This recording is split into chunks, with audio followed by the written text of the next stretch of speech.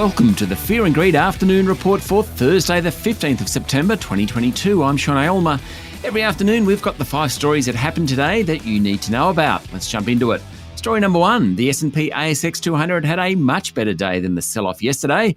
It closed up 0.2% to 6,843 points. Energy stocks did best and financials also outperformed.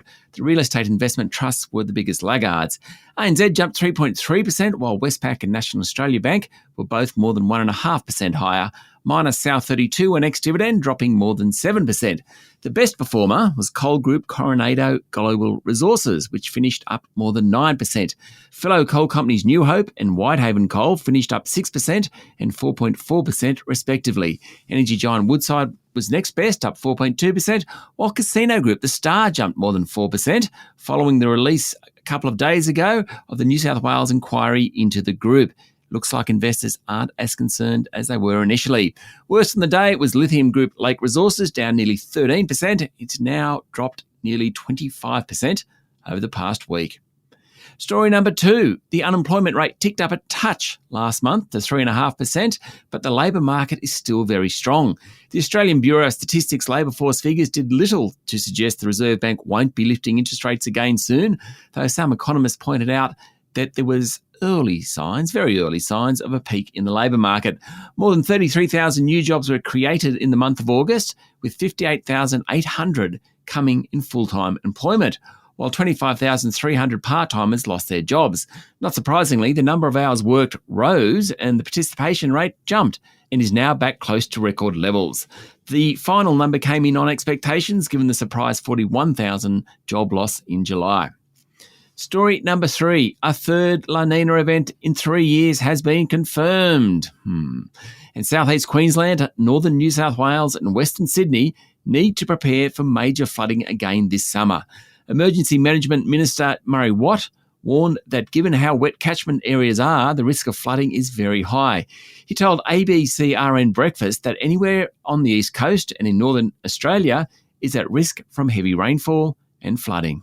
Mr Watt said the federal government was working with states to get more people back into secure housing ahead of the summer. Many victims from the February-March floods are still in a temporary accommodation.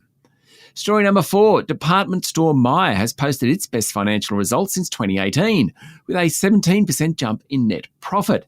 Encouragingly, sales since the end of Myer's financial year, July 30, have remained strong. While higher cost of living expenses and interest rates have hurt some sectors, not Myer, not yet anyway, the department store said it had posted its best start to a new financial year since 2006. Chief Executive John King said sales were particularly strong in menswear and high-end fragrances, while homewares had also done well. Myer share price fell more than 1% yesterday, but it has made a remarkable recovery. It is 6 times higher than it was in March 2020 when COVID hit. Also, we used to talk about Kogan.com in the midst of the pandemic being twice the size of Myer. Now Myer is bigger than Kogan again. And story number 5, the merge is happening. What's the merge? It's one of the most significant changes in the cryptocurrency world ever, even though most people have heard nothing about it. And it's happening now. Literally. The merge is a revamp of Ethereum. One of the biggest problems with cryptos is they use enormous amounts of energy to undertake their ledger balancing on the blockchain. The merge will make Ethereum and its token, Ether, vastly more energy efficient because it won't need anywhere near as much computer power to undertake transactions. In fact, some are saying it will potentially need 99% less power. Incredible. In industry jargon, Ethereum is going from a proof of work mechanism to a proof of stake setup, and it's happening now.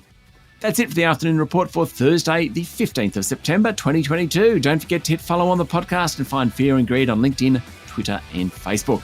Join Michael Thompson and I tomorrow morning for the Fast 5 by Fear and Greed, the top 5 business stories you need to know in just 5 minutes. I'm Sean Aylmer. Enjoy your evening.